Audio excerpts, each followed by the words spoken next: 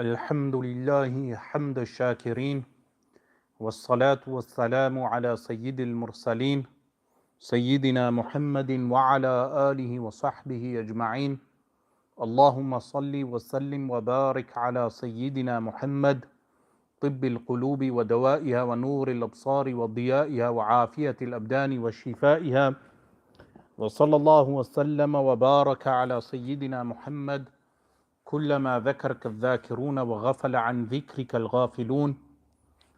Today, Alhamdulillah, Shukru Lillah, that we have reached a Nisfu min Sha'ban, the midnight of Sha'ban, which is a blessed night, which Allah subhanahu wa ta'ala has blessed. And some of the commentators of the Quran have mentioned with regard to Surah Al-Dukhan that the verses that were recited, that those verses refer to the Laylatul Nisfi min Sha'ban, the midnight of Sha'ban.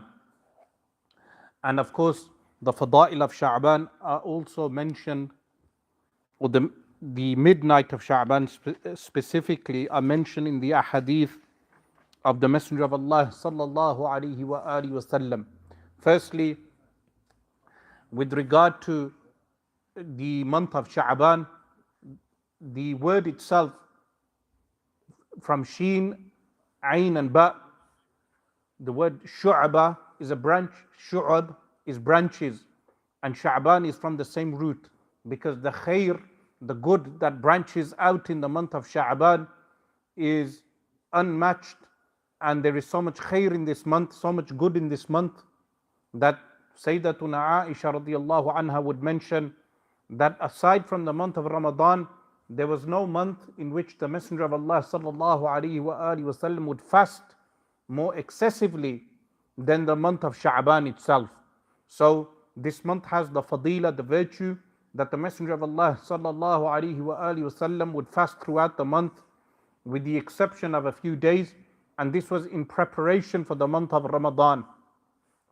The month also falls between the month of Rajab and the month of Ramadan, and therefore, because it falls in between those two months, many people become neglectful of the month of Sha'ban. With regard to the night of Sha'ban, Laylatul Nisfi min Sha'ban, this night some hadith have been related regarding the virtue of Laylatul Nisfi min Sha'ban, and some commentators have also mentioned that the verses of Surah Al-Dukhan, Inna anzalnahu fi laylatin mubarakah, that we have surely revealed this in a blessed night. Some of them have stated that this blessed night is the month of Laylatul Nisfi min Sha'ban. Fiha yufraqu kullu amrin hakim. In that night, every matter, a decisive matter or hakim matter, which is that the divine judgment of Allah subhanahu wa ta'ala, the wise judgments of Allah subhanahu wa ta'ala are made clear in that night. So this Laylatul Nisfi min Sha'ban, some of the hadiths that have been mentioned, for instance, from Sayyiduna, one hadith in particular is from Sayyiduna Mu'adh radiyallahu ta'ala anhu, but of interest also is that the month of Sha'ban is the month when the Qibla, the direction of the Qibla was changed. So when the Messenger of Allah sallallahu alaihi wasallam migrated from Makkah al-Mukarramah to al-Madinatul Munawwarah, he sallallahu alaihi wasallam settled in al-Madinatul Munawwarah on the day of Monday, in the month Shahr Rabi', al-Rabi' al-Awwal, the first month of al-Rabi', meaning the month of al-Rabi', which is the month of the Mawlid of the Messenger of Allah sallallahu alaihi wasallam, and this was on a Monday. Additionally, after 17 months and 3 days of residing in al-Madinatul Munawwarah, the verses of the Quran which are in Surah Al-Baqarah relating to the change of the Qibla, of the direction, were revealed. And Allah subhanahu wa ta'ala commanded the believers, because of the dua, the supplication of the Messenger of Allah sallallahu alaihi wasallam to change the direction of the Qibla. So the first Qibla of Islam is the Masjid al-Aqsa al-Sharif in Jerusalem, which is mentioned in Surah Bani Israel, Surah al-Isra, chapter number 17 of Al-Quran al-Kareem. And the second Qibla was Al-Ka'batul Musharrafa. Prior to that, when the Prophet ﷺ would pray in the vicinity of Makkah al-Mukarramah, he would pray with the Kaaba in front, but in the direction of Jerusalem. So the Muslims would only face one direction. They would not encircle the Kaaba. They would only face one direction, facing the city of Jerusalem, Al-Quds al-Sharif. Afterwards, this was made mansukh, abrogated, and the believers were commanded to face Makkah al-Mukarramah, and the Kaaba became the central point of direction for the prayer. But this occurred, the command occurred in the month of Sha'ban. So Sha'ban has this significance. And what is mentioned, that the verses relating to the change of the Qibla direction were revealed on the 15th of Sha'ban, Tuesday the 15th of Sha'ban. So in the daytime of the 15th of Sha'ban. Additionally, the month of Sha'ban is referred to as the month of the Messenger of Allah sallallahu alaihi wasallam, because in this month the verse Inna Allah wa malaikatahu yusalluna ala nabi ya ayyuhalladhina amanu sallu alayhi wa sallimu taslima, the famous verse of Surah Al-Ahzab, which has the command for the believers to recite salawat and salam upon the Messenger of Allah sallallahu alaihi wasallam. That was revealed in the month of Sha'ban. The verse states, verily Allah and His angels send prayers. So prayers when Allah sends prayers on the believers and upon the Messenger of Allah sallallahu alaihi wasallam, this means His immense mercy. And when the angels send prayers, it means they seek forgiveness. And they send salutations. Ya ayyuhalladhina amanu, O you who have believed, sallu alayhi wa sallimu taslima. Send prayers and salutations in abundance upon the Messenger of Allah sallallahu alaihi wasallam. So Shahru Sha'ban is the month of salawat and salam upon the Messenger of Allah sallallahu alaihi wasallam. Additionally, the month of Sha'ban, some of the Salaf, they mention, like Al-Imam Abdul Rahman bin Rajab Al-Hanbali rahimallahu ta'ala, the great Damascene scholar, the scholar who has written many beneficial works. He mentions that some of the Salafu Salihun, when the month of Sha'ban would approach, inkabbu ala al-masahif, they would increase their recitation of Al-Quran al-Kareem. So some of them would close their businesses in preparation for the month of Ramadan. They would increase their recitation of the Quran in the month of Sha'ban. So aside from fasting in abundance, because fasting is a sunnah of the Messenger of Allah sallallahu alaihi wasallam, they would also increase recitation of Al-Quran al-Kareem. And remember, the habits of As-Salafu Salihun with regard to reciting Quran in the time and age we live in is a time of weakness of Iman, where people have weak faith because of sins and shahwat, desires and doubts. Because of this, they find it difficult to carry out these actions of ibadah, of worship. So reciting Quran in abundance, or fasting in the month of Sha'ban, a supererogatory fast, or recitation of the Quran, or dhikrullah, increasing dhikrullah. Some people, they do not feel the sweetness of this act of worship. They feel their hearts are dead. They cannot remove the laziness from their body. They cannot remove the laziness from their heart and increase and feel the sweetness. The sweetness of the ibadah, halawatul ibadah, is one of the rewards of the worship. One of the rewards of worship is that a person who does this act of worship feels the sweetness of the worship.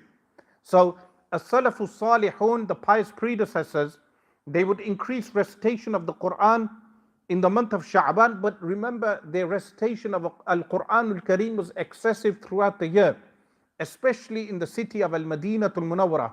Some of As-Salaf Al-Salihun, they mention that the recitation of Quran was so abundant that when Maghrib time would approach throughout the year, people in Al-Madinah Al-Munawwarah, they would open up the Masahif, the Quran, the volumes of the Quran, and they would begin to recite. The voices of the people would resound through the streets of Medina. So if someone walked through Al-Madinah, from the windows of the homes of the people, they would hear the recitation of the Quran. The habit, the norm was that after Maghrib, you recite your daily portion of the Quran. And throughout the city, the people would open their Quran, and when they would open their Quran, their Masahif, they would recite the Quran, that people walking through the roads, they would hear the people reciting the Quran. This was the norm in Al-Madinah Al-Munawwarah in the early times of Islam.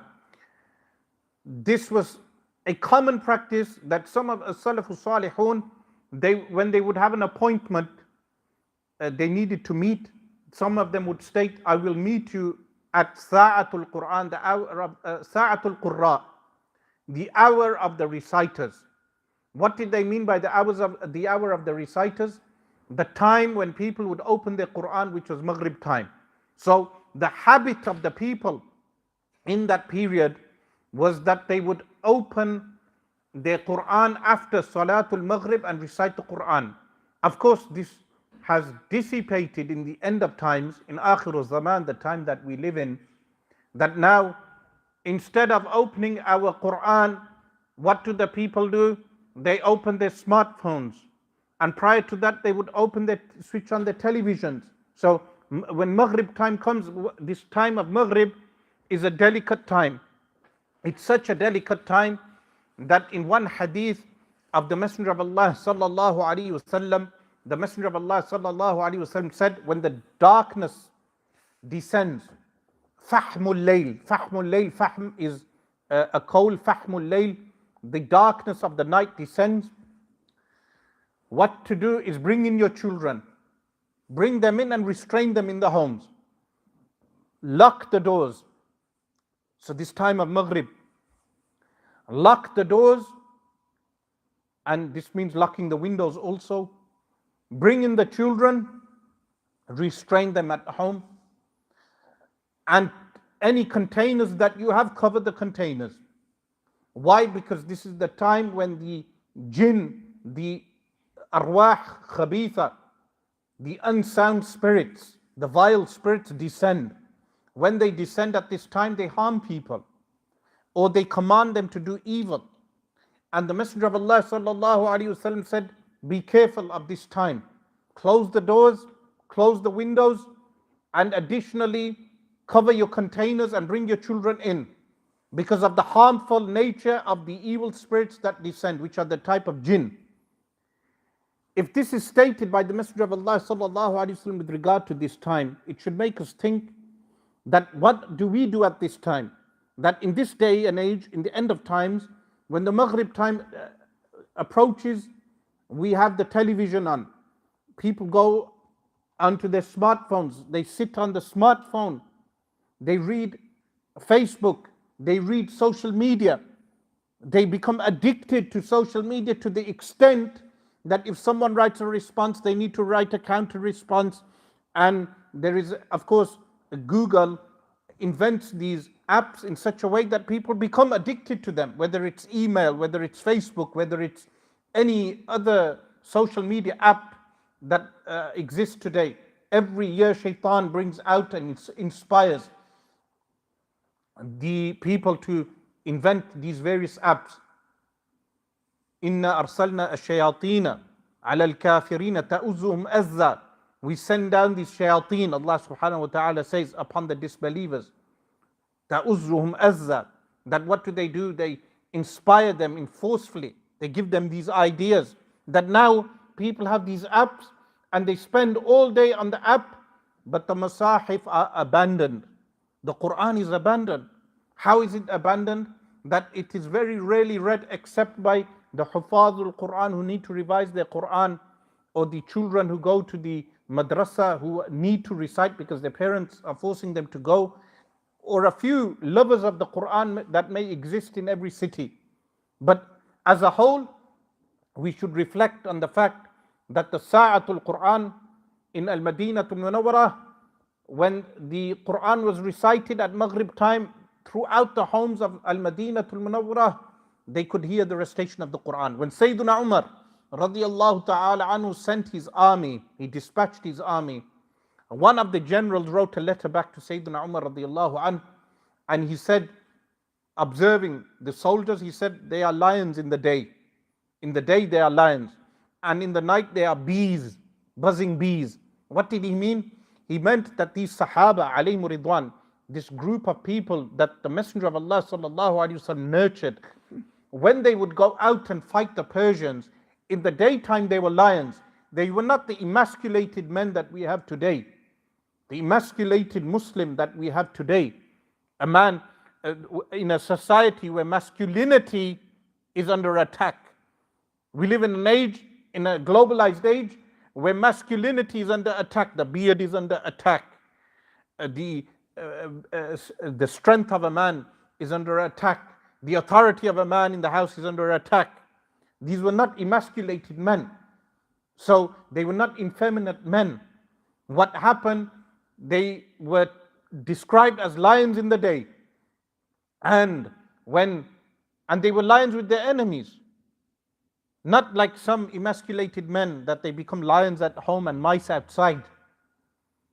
Lions in the home and mice outside. No, they were lions outside, and at home they were humble, as is mentioned in the story of Sayyidina Umar radiallahu anh, when the man came to complain and he approached the door of Sayyidina Umar radiallahu anh.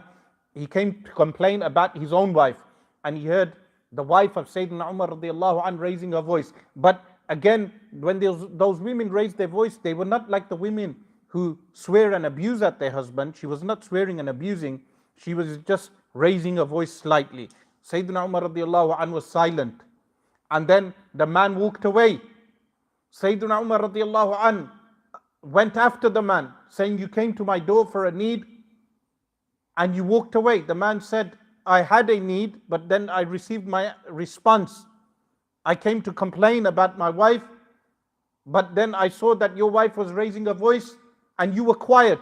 And Sayyidina Umar radiallahu anh said, and women should not misuse this, these feminists should not misuse this, because look at the response of Sayyidina Umar radiallahu anh. He said, she bakes my bread, she nurtures and raises my children, she looks after my home, and the least I can do is not raise my voice back to her when she complains, when she is tired. This cannot be misused by feminists also, because feminists will say, look, Sayyidina Umar radiallahu anh did not respond to the woman, but they will not tell you that those women were responsible, that they looked after their homes. They did not abuse their husbands. They looked after their children. They looked after their husbands and their homes. And this was the teaching of Islam, that some women today, they complain about huquq al-mar'ah, the rights of a woman, but they never mention the rights of a husband. So people talk about the rights of a wife. There are rights for the wife, which are mentioned in the fiqh books. She can demand as much dowry as she wants. And at the time of the nikah, she can have authority of divorce if she wants in the Hanafi school. If she wants, at the time of nikah, she can demand that authority. She can demand her dowry. She can demand her nafaqah, which is expenditure. The same expenditure that she had in her single life. Yes, this is true. But there are huquq of the man also, which women now, they will demand their rights, which they should be given. They should be given the correct dowry. They should be given all their rights. But the rights of the man should not be undermined also. So these Sahaba alayhimu ridwan, they are described in the hadith that they were lions in the day, and in the night they were like buzzing bees. Why were they described as buzzing bees? Because in the night they would recite Al-Quranul Kareem in abundance, that the recitation was like a buzzing sound in the night. So the Shahru Sha'ban is the month where we should increase our recitation of the Quran. How do we increase our recitation of Al-Quran Al-Kareem in this month? That switch off the internet. If you switch off the internet and you put away your smartphones and you detoxify yourself the Quran. You can even have the Mus'haf now placed on your phone. So instead of having the Facebook app, the Facebook application, instead of having these WhatsApp application, all these various these applications that people have, and all these social media experiments that they have, instead of having that, have the Quran on your phone and recite the Quran. Start with 2 pages, start with 3 pages, 5 pages. In fact, you can even finish a juz of the Quran daily, because a juz of the Quran is 10 pages. 10 pages of the Quran. If you have the Mus'haf, the volume of the Quran that was published in Al-Madinah Al-Munawwarah, it is 10 pages with 20 sides will be a juz of the Quran. You can actually finish a juz daily if you unplug yourself from, you go cold turkey from social media. So this is one of the main problems today, that people have a weakness of Iman, because the weakness of Iman can be caused by a few things. One of those things is the fact that people may have doubts regarding Islam. If they have various doubts regarding Islam, this was the reason why I wrote my book, which was released, Islam Answers Atheism. This book, which Alhamdulillah has gone to reprint, and has thousands of copies have been distributed. And this book was written in order to remove most of those doubts. Most of the doubts were covered in this book. Those doubts that were not covered can be additionally answered by myself in lectures, and can be answered by the ulama who are more learned than myself. They can answer those doubts which people have. So the second reason is the qulub, the hearts are lahiya. People are involved and indulging in amusement. So when they become indulging in amusement, their hearts cannot concentrate on ibadah. Their hearts cannot concentrate on worship. Their hearts cannot concentrate on dhikrullah. They find it hard. They may be addicted to a series, a television series. They may be addicted what we refer to as barnamij, the various TV shows. They may be addicted to television, internet, or social media. These are some of the lahiyat, that which distracts people. So when someone is addicted to these things, when they try moving their heart towards ibadah, worship, their heart will not concentrate on worship. They will find it difficult. The third reason why the weakness of Iman is shahwat. Shahwat is desires. Because the desires overwhelm the heart, a person has all these various desires.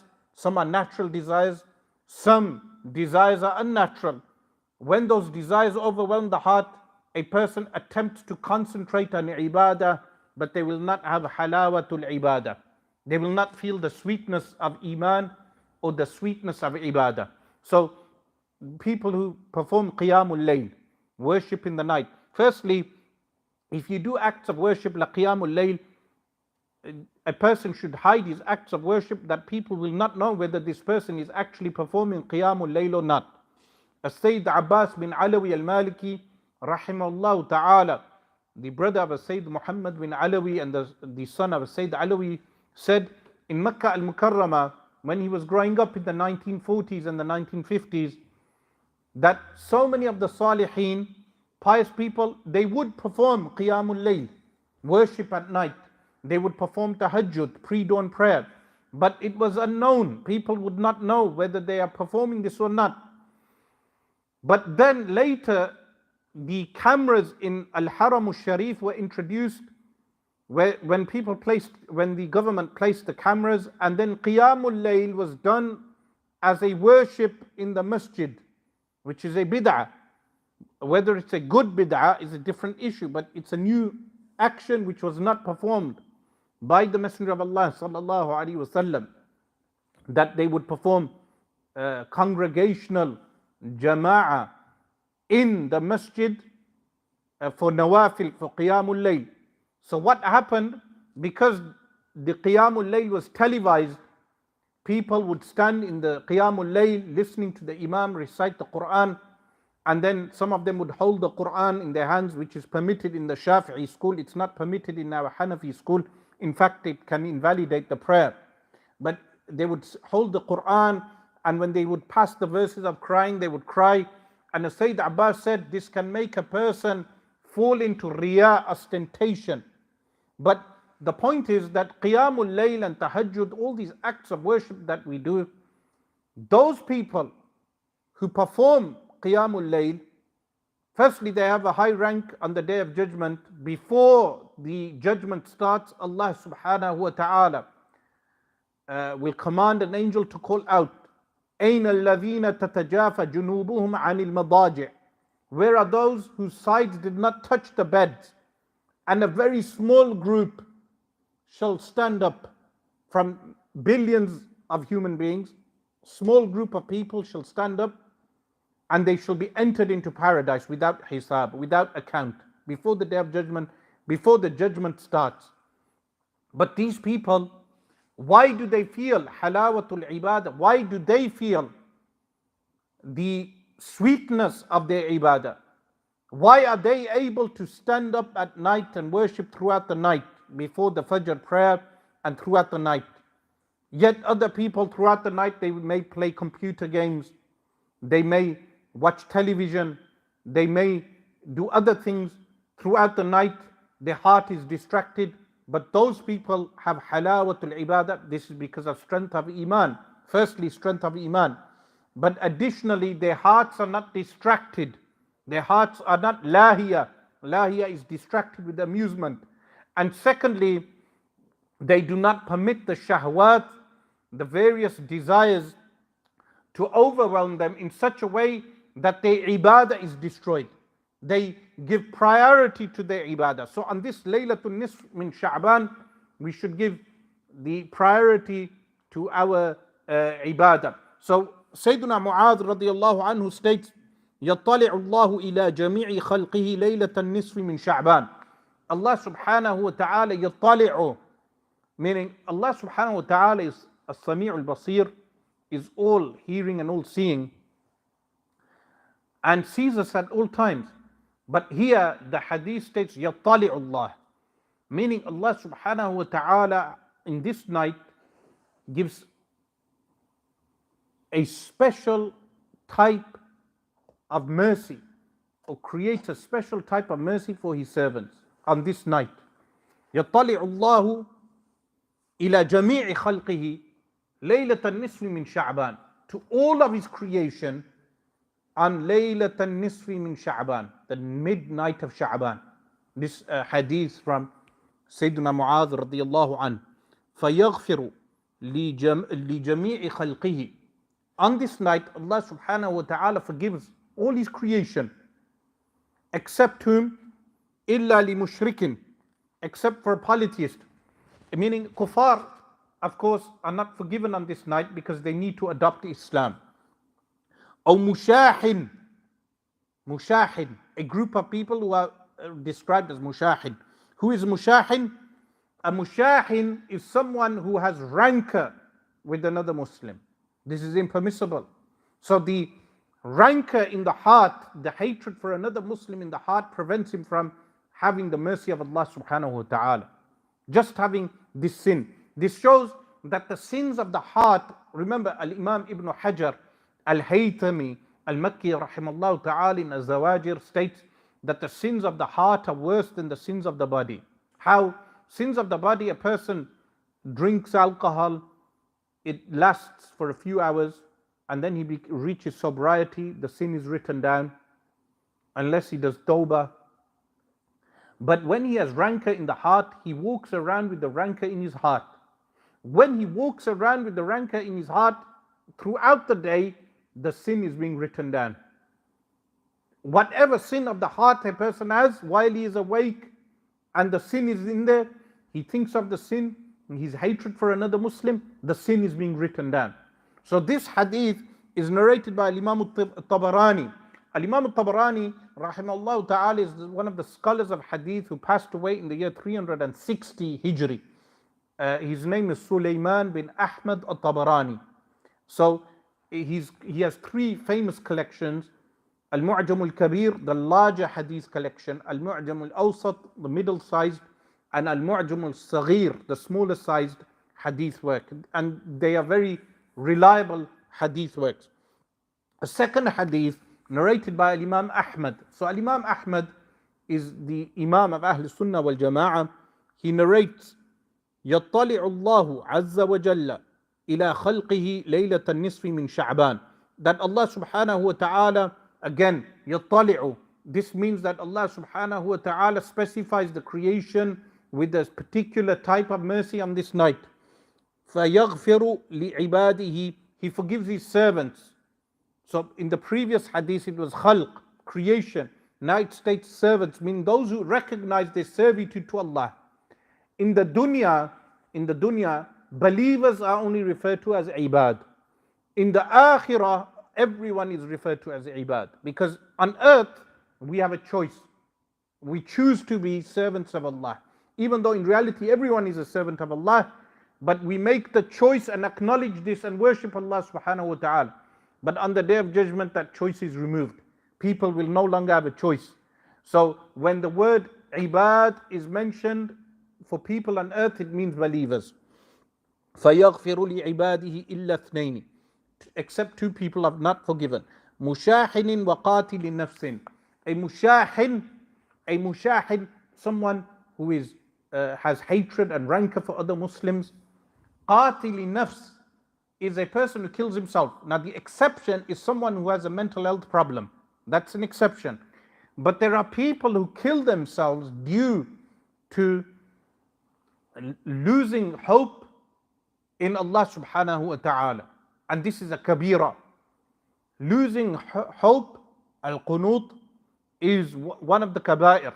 That if life is difficult, life presents itself with some difficulty. A person loses a job, someone dies, they go through some type of difficulty, and they kill themselves. This is a kabira. They have performed two major sins. The two major sins, number one is despair in Allah subhanahu wa ta'ala. This is a major sin. And again, like I said, we live in an age where people's iman is weak. They feel despair. When they go through hardship, they feel despair. When they go through some difficulty, they feel despair, because if they are not connecting with Allah subhanahu wa ta'ala on a daily basis, when they go through a particular hardship, they go through despair, and then that's one sin. And in some cases, people commit suicide. In England, the statistics are 12 people, as far as I checked last time, 12 men commit suicide daily in the UK. So suicide is very common, and people should not think that suicide is uncommon. Suicide is very common, and the suicide is caused, with the exception of people who go through mental health issues, the suicide of mentally healthy people is because of despair in Allah subhanahu wa ta'ala. Meaning, someone goes through some difficulty in life and they despair. That despair, why have despair when a person should build up their reliance in Allah subhanahu wa ta'ala? Build up a thiqa billah, meaning trust in Allah subhanahu wa ta'ala. That بِتَقْوَى اللَّهِ تَعَالَى تَلِينُ الْحَدِيدِ. Shaykh Ahmad Habbal, rahimahullah ta'ala, would say, if you have taqwa, if you have God fear Allah subhanahu wa ta'ala, which is in public and private, you can even bend metal. One of the Salihin, he went to, this is one of the companions of Imam Shafi'i, rahimahullah ta'ala al-Muzani. He went to visit one of the people who was renowned for his piety.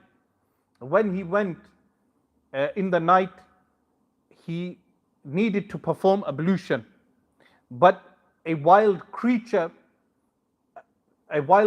appeared outside of the house, and he was unable to go and perform ablution to access the water from the well. So the host came out of the house And despite the wild cat, whichever type of cat it was, they just used the word lion, asad, but in those particular regions they have particular type of wild cats. He just tweaked its ear and it went. And he came back to Al-Muzani. Now Al-Imam Al-Muzani rahimahullah was a faqih, a jurist. He said to him that قَوَّمْتُمْ الظَّوَاهِرِ, that you straightened your outward, meaning through fiqh, and yet you were still afraid of the cat. قَوَّمْنَا الْبَاطِنِ, we straightened our inward and the cat feared us. And he said to him, مَنْ خَافَ اللَّهِ خَافَهُ كُلُّ شَيْءٍ, whoever fears Allah, everything fears him. So this is by strengthening the iman, that a person has strength of iman, reliance on Allah subhanahu wa ta'ala, whether it's rizq, sustenance. Some of them, they become worried about rizq. But one of the salihin, someone asked him, do you not worry about your rizq, your sustenance? He said, the one who created the windmill, will send the wheat and the barley to the windmill. What did he mean? He meant the mouth. The windmill is the mouth. And what did he mean by the wheat and the barley? That the rizq will come to my mouth, Allah will make the asbab. This doesn't mean they didn't use asbab, means created by Allah. It means they never despaired of the mercy of Allah. Never despair of the mercy of Allah. فَإِنَّ مَعَ الْعُسْرِ يُسْرًا إِنَّ مَعَ الْعُسْرِ يُسْرًا. In the Quran, Allah subhanahu wa ta'ala says, فَإِنَّ مَعَ الْعُسْرِ يُسْرًا. With every one difficulty is multiple ease. And then Allah subhanahu wa ta'ala repeats, there is takrar, repetition. Inna ma'al usri yusra. Surely with the same one difficulty there is much more ease. So someone breaks a leg, someone breaks an arm, one difficulty. But with that one difficulty, are you counting the ease that Allah subhanahu wa ta'ala still given you? The fact that your eyes are sound, the fact that your teeth are sound, the fact that your general health is sound, all of these various benefits that Allah subhanahu wa ta'ala has given you.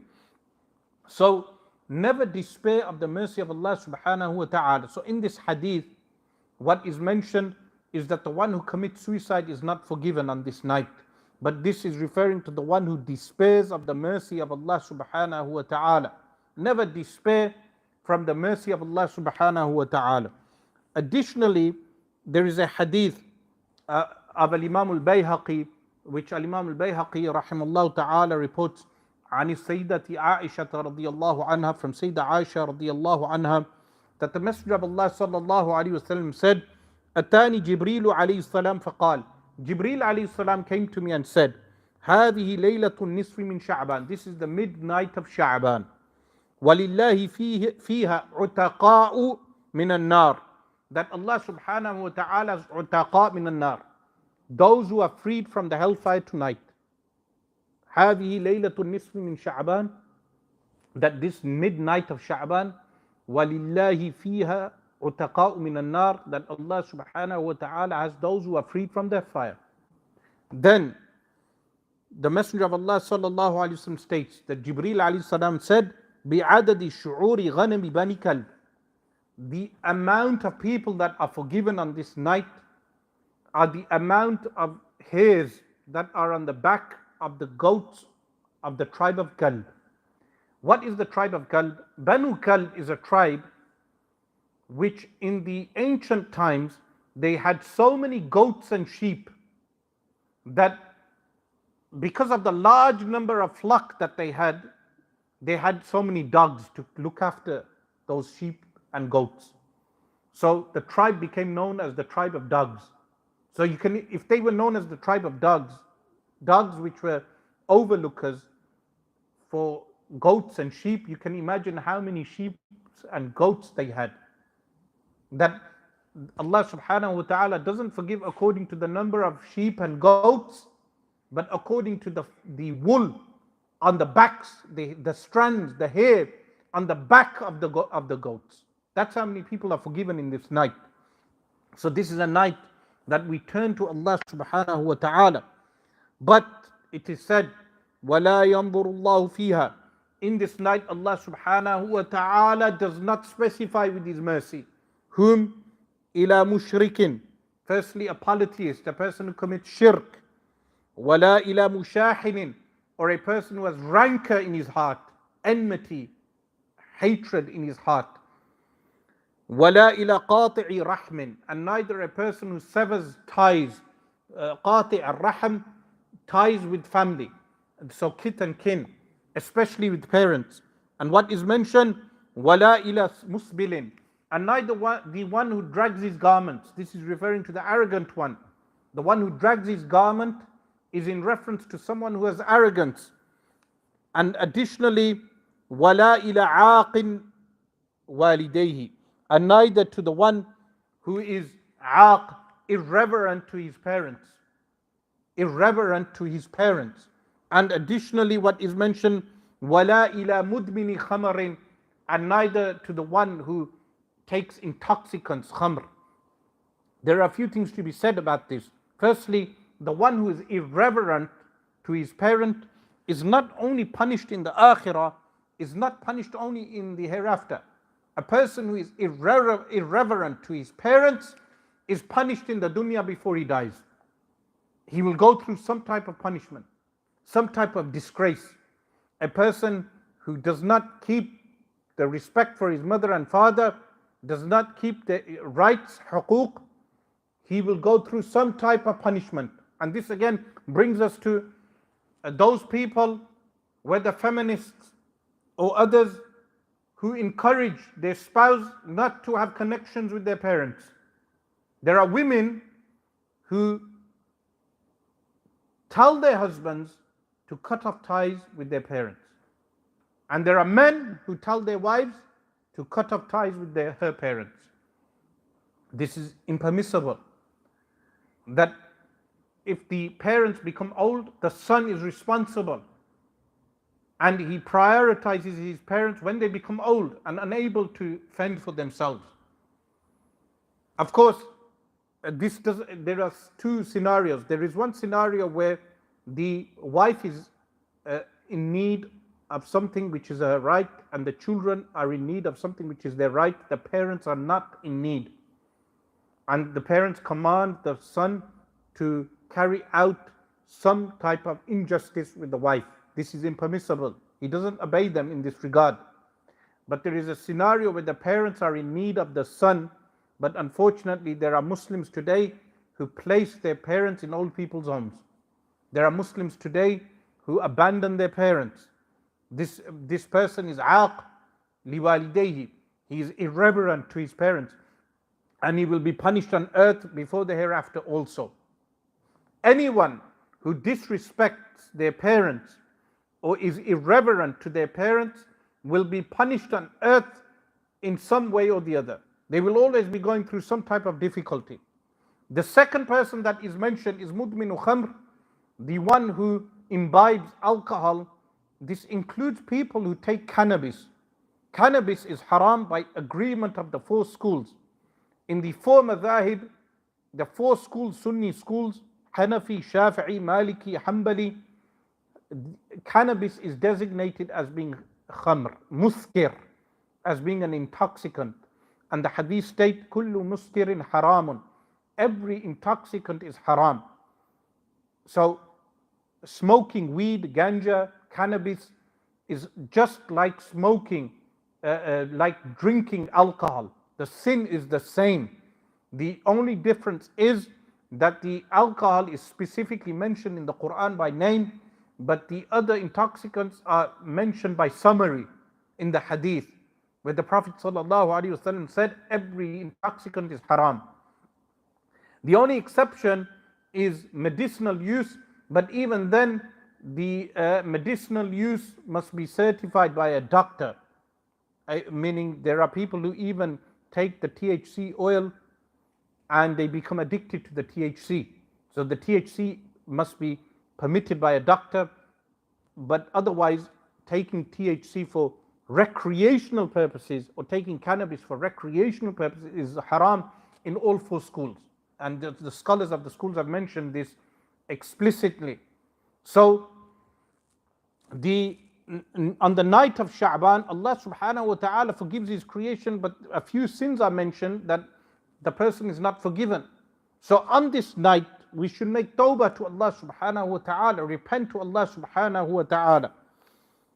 Additionally, from Sayyidina Ali radiallahu ta'ala anhu, which Ibn Majah narrates in his Sunan, إذا كانت ليلة النصف من شعبان, when the midnight of Sha'ban occurs, فَقُومُوا لَيْلَهَا, stand up in the night. Stand up in the night to worship. So this is where the people get the practice of nawafil. In the masjid or at home. They stand up, and I will mention toward the end the legal status of performing the nawafil in the masjid. وَصُومُوا يَوْمَهَا, and fast in the day. So tonight is Laylatul Nisfi min Sha'ban. The hadith states, فَقُومُوا لَيْلَهَا, stand up in this night and perform worship. And صُومُوا نَهَارَهَا يَوْمَهَا, fast in the day. So this is where the fast of the mid-Sha'ban fast is mentioned. فَإِنَّ اللَّهَ تَبَارَكَ وَتَعَالَى, that Allah subhanahu wa ta'ala يَنزِلُ فِيهَا, descends in this night, لِغُرُوبِ الشَّمْسِ, and of course descent is beyond the descent of creation. لِغُرُوبِ الشَّمْسِ إِلَى السَّمَاءِ الدُّنْيَا, up to, from the setting of the sun, so from Maghrib time, إِلَى السَّمَاءِ الدُّنْيا, to the lowest heaven. فَيَقُولُ, and Allah subhanahu wa ta'ala says, أَلَا مِن مُسْتَغْفِرٍ فَأَغْفِرْ لَهُ, is there anyone who's seeking my forgiveness? I shall forgive him. Is there anyone seeking forgiveness that I shall forgive him? This tells us the immense importance of seeking forgiveness of Allah subhanahu wa ta'ala. What is mentioned in one narration, a man who was a wrongdoer, he climbed a tree and took the egg of a bird, which is an act of oppression, and left, and the bird supplicated against him. The bird supplicated against him. An angel informed the bird in the alam al-malaika, in the world of angels, that this man will not be punished because he done an act of charity, but he shall be punished once the act of charity is expired, meaning Allah subhanahu wa ta'ala rewards some people on earth but still punishes them. How? There may be a person who does all sorts of oppression, but you will see that he is healthy, he is wealthy, there is nothing harming him, and you think, why is this person being delayed? Perhaps they may have done a few actions on earth which Allah subhanahu wa ta'ala rewards them on earth, but towards the end, when their good deeds have expired, the punishment will descend upon them. Likewise, a person who does abundant istighfar, seeks the forgiveness of Allah subhanahu wa ta'ala, Allah subhanahu wa ta'ala firstly forgives him. But if he continues sinning, the punishment will still come, but it will be delayed because of his istighfar. He will still be punished, but because he does istighfar, the punishment will be delayed. But if he does sincere tawbah, which is tawbatan nasuha, then he will not be punished. Then his bad deeds are turned into good deeds. And the huququl ibad, the rights of the servants, he must still fulfill. So, seeking forgiveness on this night means that firstly, you intend never to perform the sins you have done ever again. But the rights of other human beings, you also intend to make amends. You make amends. Those you have wronged, you undo that wrong. There are people who do so many wrongs in trade that they carry out fraud in trade. There are people who do various sins, that untold, unspeakable sins, but they must make amends with regard to the rights of those human beings, the people that they have wronged. So on this night, if a person seeks forgiveness sincerely, abandons alcohol, abandons cannabis, makes the sincere repentance to Allah subhanahu wa ta'ala that he shall adopt salah, pray 5 times a day, increase his recitation of the Quran, increase salawat and salam upon the Messenger of Allah sallallahu alaihi wasallam, remove rancor and hatred from the heart. Because as I said, the sins of the inward, the hatred of the heart is worse than the sin of the body. The various diseases of the heart, removing them, over 40 diseases of the heart, that the person must learn the basics of what those diseases are and remove those diseases. Then he seeks forgiveness that all those he has wronged, he shall make amends for them. So those people who have been dealing drugs to drug addicts, once they desist from dealing drugs, they should help rehabilitate those people. Those people that they have been dealing drugs to, they must rehabilitate them. The money that they have made, all the haram money, they cannot go and open a business with that money. They must give all that money away. They must give that money away, and it will not even count as charity because it belongs to others. The best way is to give it for the rehabilitation of those drug addicts, those people that they have wronged. So, أَلَا مِن مُسْتَرْزِقٍ فَأَرْزُقْهُ. Is there not anyone seeking rizq, sustenance, that I will sustain him? So people worry about their rizq, they worry about their sustenance. But Allah subhanahu wa ta'ala has guaranteed rizq for everyone. And in some hadith, that in this night, the dates of death are written and revealed to the angel of death for the following year. And the ajal are written, meaning the appointed time of death. So tonight our death could be revealed to the angel of death. And additionally, the rizq is revealed, that this person shall have this rizq. Now some people think rizq is only the money that they earn. Rizq is actually the air that we breathe is rizq. The knowledge that we attain is rizq. The spiritual station, ahwal and maqamat, ahwal, spiritual ahwal, the modes of spirituality, that the state of spirituality that we have is a rizq. The station that we have is a rizq. Likewise, the clothes that we wear is rizq. The fact that we can travel to various places is rizq. So the rizq is written down for the people on this night and revealed to the angels that distribute the rizq, that in alamul asbab, the world of means, the outward material world. So the outward material world we observe, but the outward material world is asbabul rizq, is the means, is not the rizq itself. We observe the material world, but some of us are not observing the musabbibul asbab, the one who creates the material world. Allah subhanahu wa ta'ala controls the hearts of people. So if Allah subhanahu wa ta'ala wanted to soften the hearts towards you, He can soften the hearts of people towards you. If Allah subhanahu wa ta'ala wanted to harden the hearts, He will harden their hearts. But a person should always look at what is their relationship with Allah. How are they with Allah? Aslih ma'a Allah. Make amends with Allah. And Allah subhanahu wa ta'ala will make amends between you and the creation. That's why the hadith states, Man arda an-nasa bi sakhatillah. Whoever pleases people with the anger of Allah, wakkalahu Allahu ila an-nas. Allah subhanahu wa ta'ala leaves him to the people. وَمَنْ أَرْضَ اللَّهَ بِسَخَطِ النَّاسِ. Whoever pleases Allah with the anger of the people, كَفَاهُ اللَّهُ مَؤُونَةَ النَّاسِ. Allah subhanahu wa ta'ala will take care of His affairs with people. So, أصلح مع Allah, make up with Allah. When you go and apologize to your parents and you kiss their hand, you are not doing this for the parents, you are doing this for Allah. When you make amends between yourself and your parents, you are not making amends with your parents, you are making amends with Allah. When you forgive someone who has wronged you, remember, punishment is two types. One is the punishment that comes down from the governance or the government that Allah subhanahu wa ta'ala has placed. And if that is not fulfilled, then a person cannot take the law into his own hands. But the second punishment is from Allah. That if someone has wronged you, Allah subhanahu wa ta'ala will punish them on earth or in the hereafter.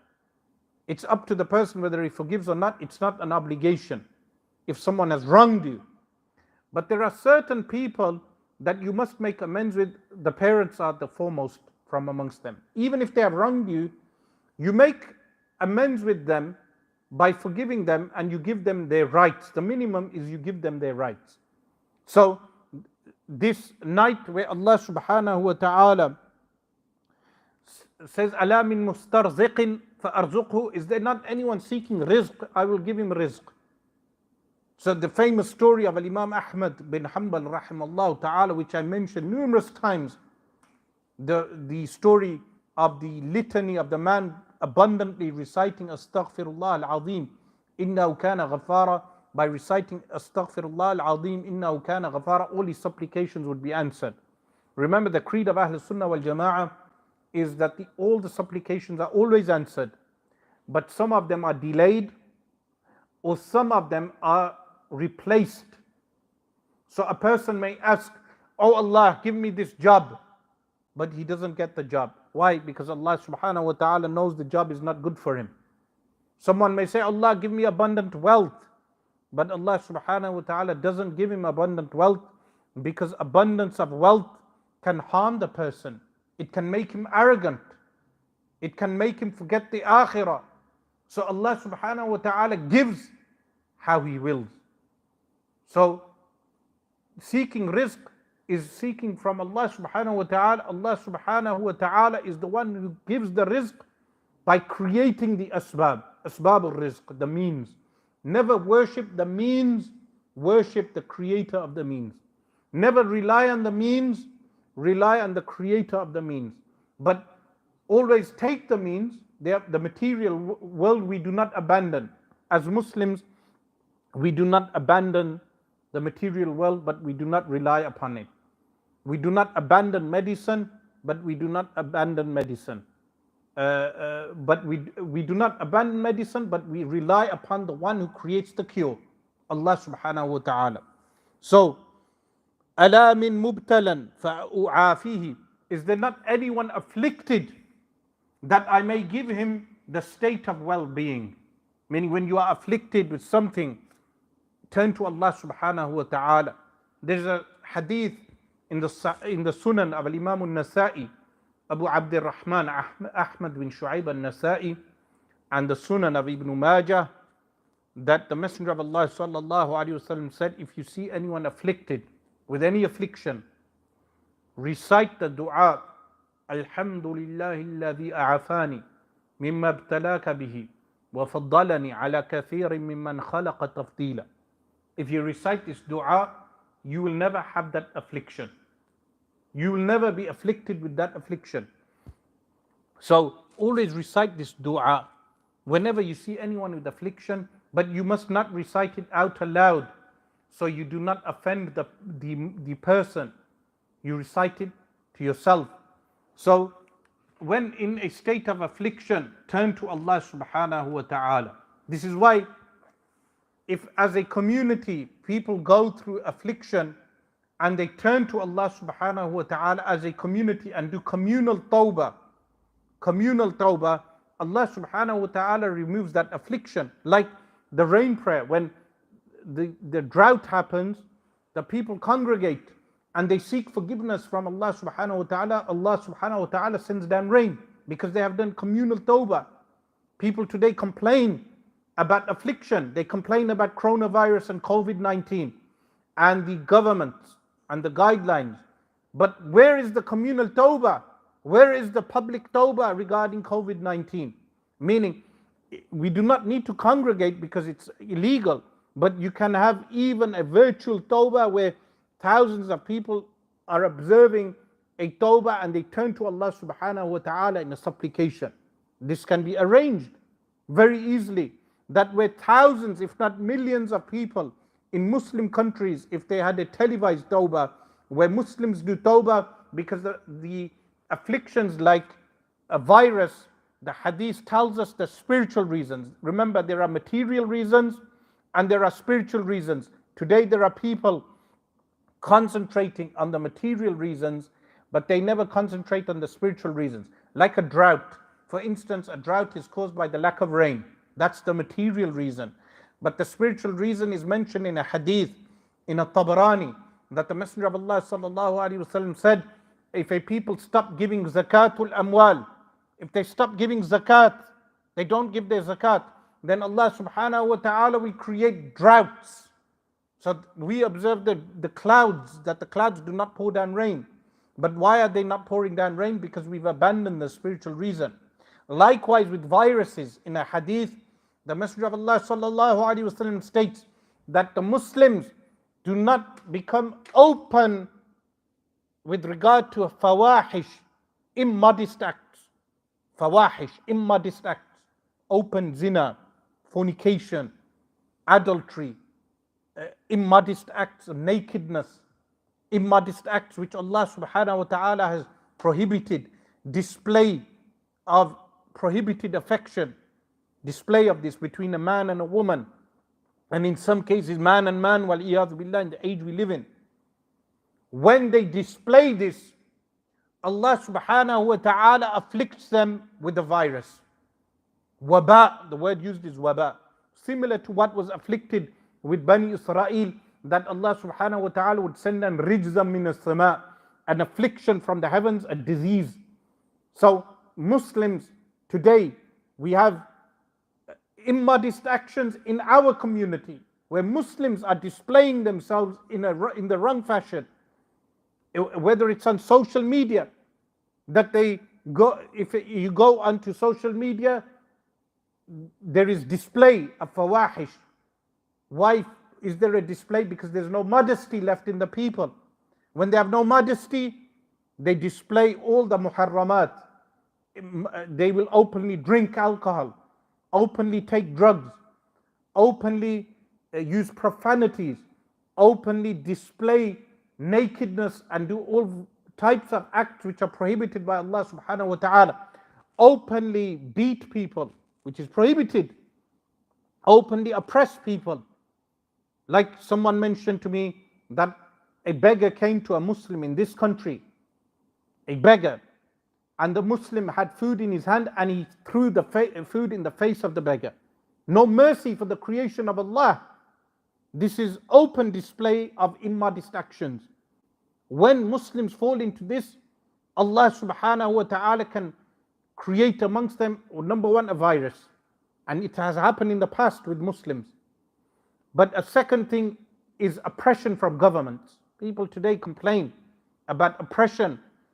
Yes, we fight oppression, but also look at the spiritual reasons also. That when we have our spiritual reasons, Allah subhanahu wa ta'ala will punish us through His creation. That spiritual illnesses need to be rectified. That when we do not fear Allah subhanahu wa ta'ala, then Allah subhanahu wa ta'ala will create the fear of His creation in our hearts.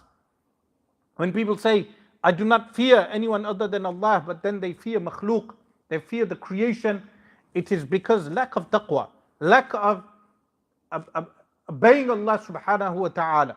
So in one hadith, the Messenger of Allah sallallahu alaihi wasallam mentions the foreign nations shall pillage the Muslims, they shall pillage and take from them. And the companion said that, why will this happen? And the Messenger of Allah sallallahu alaihi wasallam mentions in one hadith, it's love of the world and dislike of death. But in other hadith, it mentions that it is the inner weakness of iman, of faith. That when Muslims have weakness of faith, Allah subhanahu wa ta'ala can punish them because of the immoral acts that they may do. So on this night, if we have communal tawbah, communal repentance to Allah subhanahu wa ta'ala, we turn to Allah subhanahu wa ta'ala, Allah subhanahu wa ta'ala will forgive us. Some people ask with regard to dua of Sha'ban, that what is the actual dua of Sha'ban? Well, the dua of Sha'ban, it's an athar, a report that is narrated by Abdullah bin Mas'ud and Sayyidina Umar radiyallahu anhuma in the Musannaf of Ibn Abi Shaybah, that ما دعا عبد قط بهذه الدعوات, no servant supplicates with these supplications, إِلَّا وَسَّعَ اللَّهُ تَعَالَى عَلَيْهِ فِي مَعِيشَتِهِ, except Allah subhanahu wa ta'ala shall expand his living. This doesn't only mean money. People always look at money. وَسَّعَ اللَّهُ فِي مَعِيشَتِهِ means having an open heart also, where a person has no restrictions in his heart, where a person has an open heart, where a person has no spiritual and mental ailments. What is the dua? Allahumma ya dhal manni wa la yumannu alayh, ya dhal jalali wal ikram, ya dhal tawli wal in'am, la ilaha illa anta. This dua is mentioned ظهر اللاجين وجار المستجيرين ومأمن الخائفين. اللهم إن كنت كتبتني عندك في الكتاب شقيا فامحو عني اسم الشقاوة وأثبتني عندك سعيدا، وإن كنت كتبتني عندك في الكتاب محروما مقترا علي رزقي فامحو حرماني ويسر رزقي وأثبتني عندك سعيدا موفقا للخير، فإنك تقول في كتابك الذي أنزلت يمحو الله ما يشاء ويثبت وعنده الكتاب. So this is the dua. So some people have been asking which dua should we read. There is another dua from Sayyidina Umar radiallahu anh, that while he was doing tawaf of the Kaaba, Allahumma in kunta katabta alayya shiqwatan aw dhanban famhuhu waj'alhu sa'adatan wa maghfiratan fa innaka tamhu ma tasha'u wa tuthbit wa 'indaka kitab. So this is narrated by Abd ibn Humayd. These are the some of the ad'iyah supplications that are made in this night. One final point which is made with regard to gathering in the masajid. What is the ruling of gathering in the masajid? Now what I mentioned already is that gathering in the masajid is permitted, but it was disputed by as-salafu salihun. Some of the pious predecessors, they did dispute this. Al-Imam al-Awza'i said it's bid'ah for them to gather in the masajid and to do jama'ah congregation. But the majority of the ulama permitted this. The ulama of Sham, they permitted this. And when I say Sham, I do not mean today. The ulama of the Salaf, the pious predecessors, they permitted this. They said they are permitted to congregate in the masjid and perform a congregational prayer, even though a group of scholars oppose this. But what is definitely permitted is for individuals to sit in the masjid and individually perform the act of worship. Why? Because when you observe others performing the act of worship, some people may have qada salah. They may need to make up prayers. So when they see so many people making up qada prayers, they make up the qada prayers also. So instead of performing nawafil, make up your fard prayers. So congregating in the masjid and reciting Surah Yasin or reciting Quran is permitted. And Al-Imam al-Nawawi rahimahullah ta'ala mentions the virtue of congregating in the masjid and reciting the Quran and performing nawafil. Otherwise, a person performs the nawafil at home, and this is permitted. Additionally, one of the virtues of Laylatul Nisf min Sha'ban is visiting the graveyards, maqabir, going to the graveyards and performing dua for the people who have died, seeking Allah's forgiveness for them. This is a sunnah of the Prophet sallallahu alaihi wasallam in the hadith of Sayyidatuna Aisha radiyallahu anha, where the Messenger of Allah sallallahu alaihi wasallam went in the night to the graveyard of Al-Baqi and supplicated for the people of Al-Baqi. So these things have been established on this night. Perform acts of worship, and the Sawm, the fast in the month of Sha'ban on the day of the 15th of Sha'ban is an action which is mentioned in the hadith. We ask Allah subhanahu wa ta'ala to enable us to make tawbah, repentance on this night, and we ask Allah subhanahu wa ta'ala to enable us to increase recitation of the Quran, fasting in this month, giving charity also, because some of the ulama, they would take out their zakat in this month. Why would they take out zakatul amwal in this month? They would take out zakatul amwal in this month because of the month of Ramadan, so the poor people have their zakat They take the charity and they would be able to perform the fast. They will have suhoor and iftar. They would be able to perform the suhoor, the pre-dawn meal, and the iftar. They would be able to break their fast, both the poor and the rich. The purpose of the fast, some people say, is we experience hunger in order to know what poor people feel. But this is incorrect. Because if that were the case, the poor people go through hunger throughout the year. Why do they fast? The correct answer is we fast to teach ourselves self-restraint. And self-restraint is an important subject for today because people fight addiction. They have different types of addiction to haram, addiction to various types of haram. Some people may be drinking alcohol, some may be watching television. They have television addiction. Some people may do other muharramat, various different types of haram. But when you fast, you realize you cannot do certain things. You cannot eat and drink. You cannot do various things which are prohibited while fasting. This teaches you self-restraint, that you do not become an addict. But today we live in the culture of addiction. People are addicted to various things. So this is the purpose of the fasting. And also the fasting before Ramadan is to enable us to cope with the fast of Ramadan. Of course, one of the wisdoms of why we follow the lunar calendar and not the Gregorian calendar for Ramadan is that the month is not fixed. Because then, if it was fixed, imagine if the month of Ramadan was fixed in June for everyone across the globe. There will be someone in the globe who would have to perform an 18 to 19 hour fast every year. But Allah subhanahu wa ta'ala in His divine wisdom has made us follow the lunar calendar. So every 20 to 30 years we may have difficult fasts, but then the fast is made easy. We ask Allah subhanahu wa ta'ala to facilitate ease for us, enable us to abandon desires, to strengthen our iman, insha'Allah ta'ala. Inshallah, we will open up for questions and answers. There are a few questions which some of the brothers have.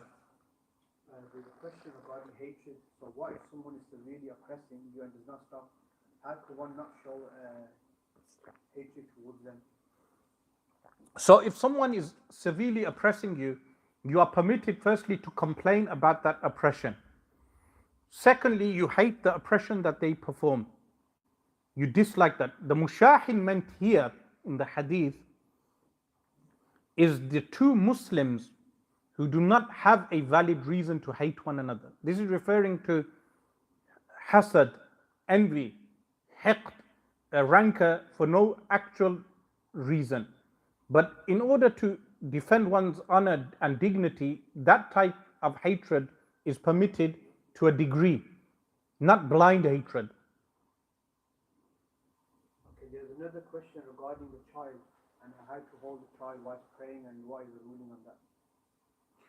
With regard to carrying a child in the prayer, salah, a few people have been asking this question. The correct ruling in the Hanafi school, as is mentioned in Al-Halabi al-Saghir, you'll find this ruling. You'll find this ruling. Shaykh Sulaiman Wahbi al-Ghawji, rahimallahu ta'ala, the student of Shaykh Zahid al-Kawthari, mentioned in his ta'liq, his commentary on Multaqa al-Abhur. Firstly, carrying a child in salah in the Hanafi school is makruh tahriman, prohibitively disliked.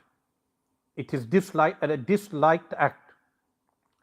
The only exception is if there is a haja, a need. A haja, an actual need, is something which is a very dire situation where a person will miss the salah if they do not hold the child. So they need to hold the child to restrain the child, otherwise the salah time will go. Or they will board a plane and without holding the child in the salah, the child may run away in the airport. These are situations which are referred to as hawa'ij, needs. So in that case, there is no karaha, there is no dislike. But generally speaking, meaning we have congregational prayer in the masjid, someone comes in the masjid with a child and they pray with the child in their hands. In our Hanafi school, this is makruh tahriman. it's prohibitively disliked. The person would have to repeat the prayer. If they do amal kathir, excessive movement, then the prayer is invalidated if they do excessive movement while doing this. Okay, what can somebody do if somebody in the household is self-harming themselves and going through depression? If someone is self-harming themselves and going through mental depression, you need to take them to a doctor who can diagnose them and give them the correct medication. So many people in the Asian community avoid going to mental health professionals, that they avoid this, and then what happens is that the person's mental health can deteriorate.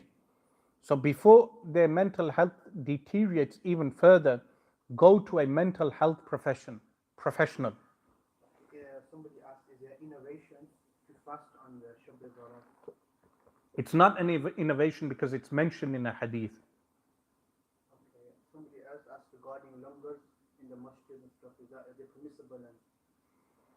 And Someone asked a question regarding langar in the masjid. and khatams as well.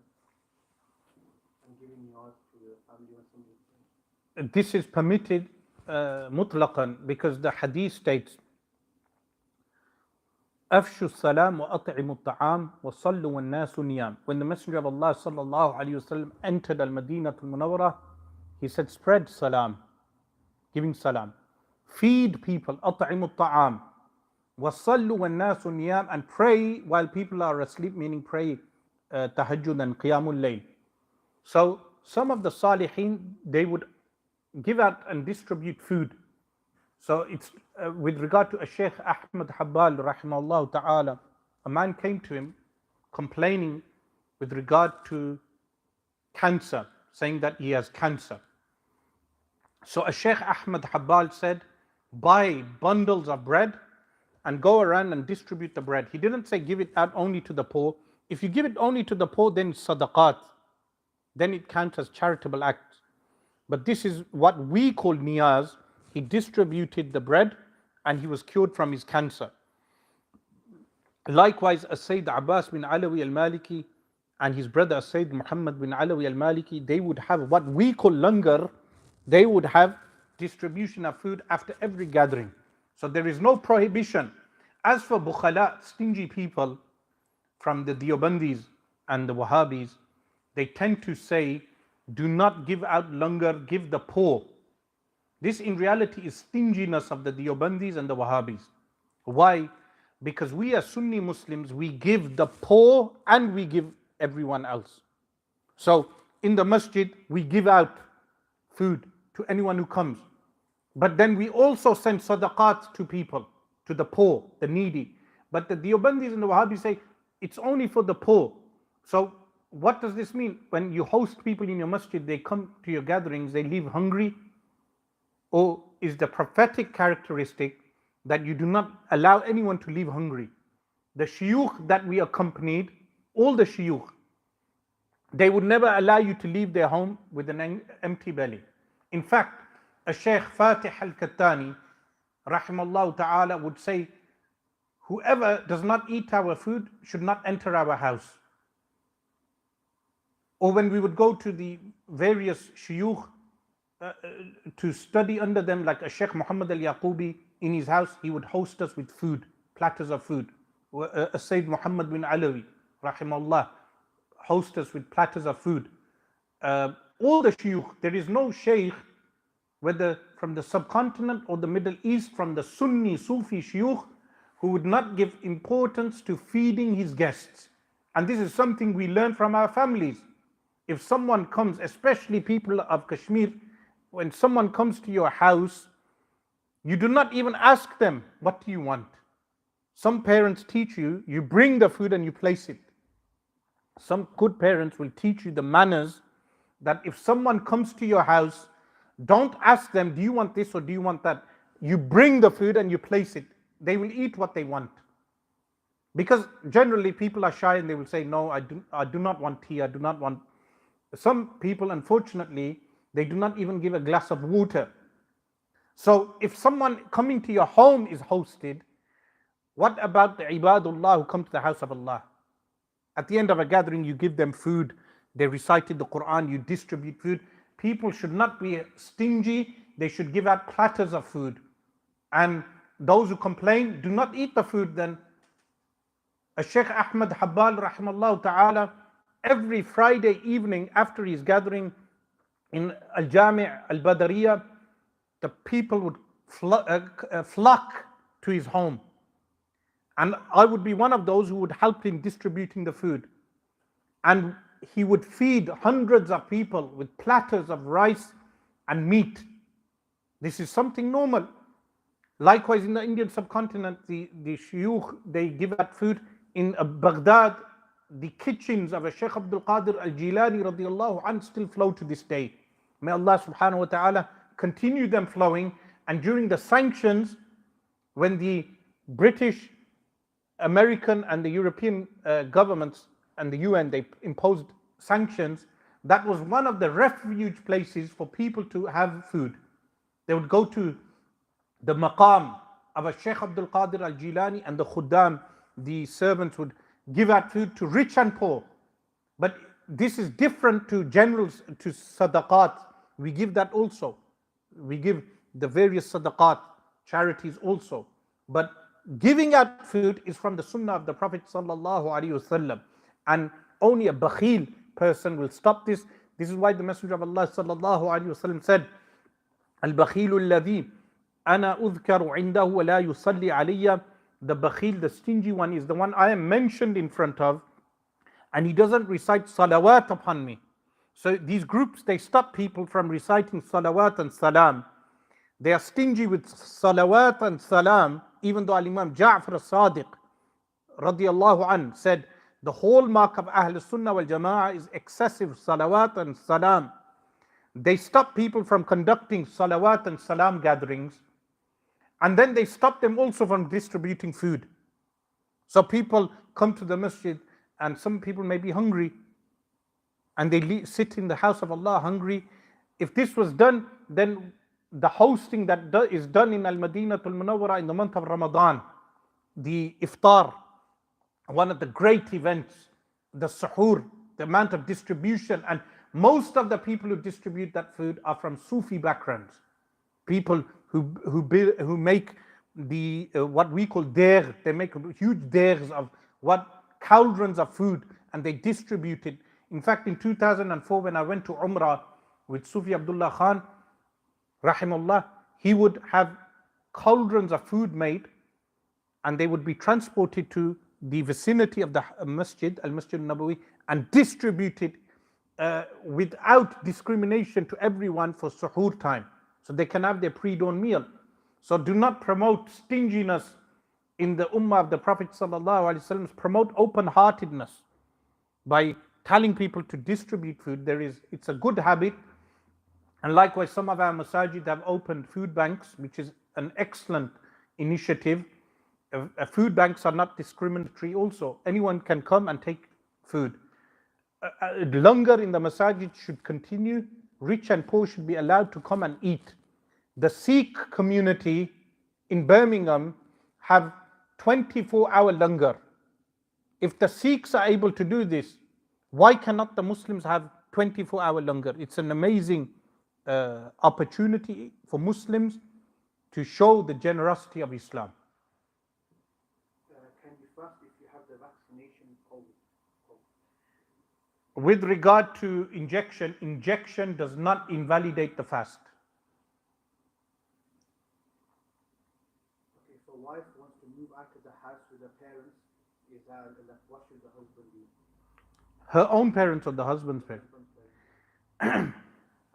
You see, what happens in the Pakistani culture is that some of them marry a woman and she moves in with their parents. Now she has a right to have her space, which is a room or however she lived prior to marriage. If she wants her own house, this is when women become demanding on the men, which causes a schism between the parents and the son. The man also has rights. But many times those rights are never exercised. For instance, Khalil bin Abdul Qadir al-Nahlawi, rahimallahu ta'ala, states, the man's rights are that the woman should cook and clean for him. In the Hanafi school, some people think this is not a right. It is a right. That the wife should cook and clean for him. She should dress up for him however he demands.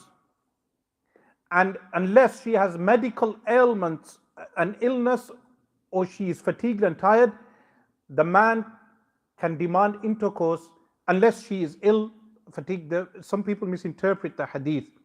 The hadith states that when a man demands sex from his wife and she refuses, the angels curse her in the night. Some people say this is not a valid hadith. The hadith is not referring to a woman who is ill or fatigued and tired. It's referring to a woman who uses sex to manipulate the man. This is haram. There are some women who starve the man of sex in order to use sex as a weapon in the marriage. This is prohibited. That is what the hadith is referring to. So if the woman is healthy and she is not fatigued and tired from looking after the home and the children, and she is using sex as a weapon, that woman is cursed. So the man has these rights. Now, some of the women, and there are other rights the man has as well, like he can prohibit the woman from visiting her parents' home. But men do not exercise these rights because a marriage is give and take. A marriage is give and take. The woman should forfeit some of her rights and the man should forfeit some of his rights. This is how a marriage will work.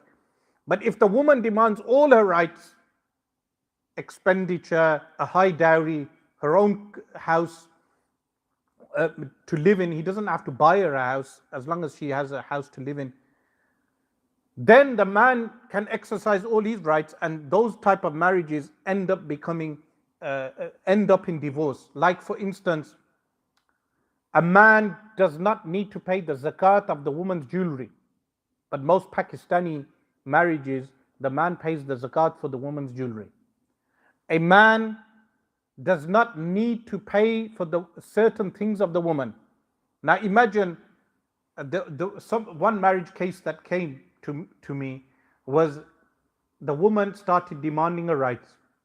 So the man counted this, that when they would go to a shop, he would buy his own things and the woman would want to buy certain things. He would pay for his own things and he would say, you pay for your own. Because you're demanding your rights, I will exercise my rights. And the marriage failed. So marriage is give and take, and this is something the feminists that corrupt the minds of women, if women want to exercise all their rights, then men can exercise all their rights also. Are there any books you recommend a Shab Barat In in Urdu? Urdu, I'm unaware. Sorry? Not specifically on Nisf Sha'ban. Inshallah, we'll finish here. Jazallahu anna Sayyidina Muhammadan sallallahu alayhi wa alihi wa sallam ma hu ahluh. Subhana rabbika rabbil izzati amma yasifun. Wa salamun ala al-mursaleen walhamdulillahi rabbil alameen.